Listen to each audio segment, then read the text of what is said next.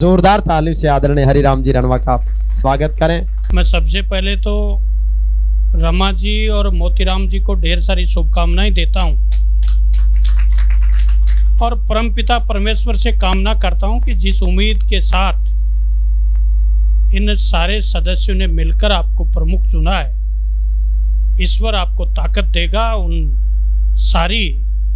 उनकी आकांक्षाओं को आप पूरा करने में सफल रहेंगे। मुझे इस जिला परिषद चुनाव में सह प्रभारी के नाते जिम्मेदारी मिली। 24 साथियों के साथ मुझे लंबे समय एक दूसरे को समझने का मौका मिला। रमा जी और भाई जेकी जी जो उस पूरी फिल्म के हीरो के रूप में थे, इनके साथ रहने का मौका भी मुझे मिला। मैं आज एक अनूठी परंपरा इस सदन में भाई मोतीराम जी को इस बात का साधुवाद दूंगा कि जब भी कोई जनप्रतिनिधि के पास जिम्मेदारी आती है तो उस जनप्रतिनिधि का स्वागत होता है। आपने आप सदन के सदस्यों का जो अभिनंदन किया है, स्वागत किया है, एक अनूठी परंपरा आपने कायम की है। मैं आपको इस बात का साधुवाद देता हूं। निसंदेह कोई भी सदन उस सदन के सारे सदस्यों पर निर्भर करता है और जिस दल की वजह से सदन का मुखिया बनता है, उस दल के सदस्यों पर बहुत महती जिम्मेदारी बनती है। मैंने इस प्रमुख के चुनाव के पूरे समय में देखा है कि हमारे जो 26 सदस्य भारतीय जनता पार्टी में निष्ठा रखने वाले हैं, बहुत जिम्मेदार हैं, बहुत समझदार हैं और सबकी अपनी अपनी ताकत है। मैं उस ताकत के आधार पर यह कह सकता हूं कि ये सब मिलकर जयपुर जिले की जनता की सेवा की दिशा में श्रेष्ठ काम करने का काम करेंगे। मैं भाई मोतीराम जी और प्रमुख जी से कुछ बिंदुओं पर आग्रह करूंगा। किसी भी सदन का मुखिया बनना व्यक्ति के जीवन में उसके सौभाग्य का विषय होता है। परमात्मा की आप पर कृपा रही है।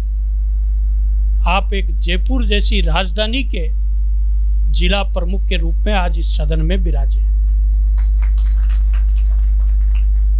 परंतु लोकतंत्र में पद के साथ कहीं न कहीं उस पद का प्रभाव मन पर दूसरी तरह से भी आता है। मैं ईश्वर से भी कामना करूंगा और आप लोगों से भी कहना चाहूंगा कि आप इस पद को विनम्रता के साथ निभाएंगे। आप इस पद के साथ अपने मन में सेवा का एक भाव लेकर निभाने की कोशिश करें। जब व्यक्ति किसी जिम्मेदारी के पद पर होता है तो दो तरह के काम उसके पास आते हैं। पहला, उन प्रभावी लोगों के काम आते हैं जो कहीं न कहीं राजनीतिक वजूद रखते हैं, कहीं न कहीं अपना आर्थिक वजूद रखते हैं, कहीं न कहीं अपना सामाजिक वजूद रखते हैं। उन लोगों के काम को लोकतंत्र में कोई नहीं रोकता है। उनके काम, उनकी फाइलें विभागों में सरपट दौड़ती है। लेकिन लोकतंत्र का सजग प्रहरी वह है जो समाज के उस अंतिम छोर में वह बैठा व्यक्ति जो कुछ नहीं जानता है, उसके दिन प्रतिदिन के काम, उसका एक छोटा सा सर्टिफिकेट, उसकी एक छोटी सी छात्रवृत्ति, उसके एक छोटे सा किसी भी डिपार्टमेंट से जुड़ा हुआ काम जब बिना किसी परेशानी के होता है तो माना जाता है कि लोकतंत्र का सजग प्रहरी के रूप में हमारा जिला प्रमुख बना है। मैं उम्मीद करता हूं कि सम्मानीय रमा जी उस समाज के उस तबके का विशेष रूप से ध्यान रखेंगी जिस तबके को आपसे बहुत सारी आशाएं। दो तरह से जिला परिषद काम करती है, एक विकास की दृष्टि से काम करती है, एक सेवा की दृष्टि से काम करती है। जिला प्रमुख का पद बहुत बड़ा है, बहुत बड़ा बजट विकास की दृष्टि से जिला परिषद में आता है।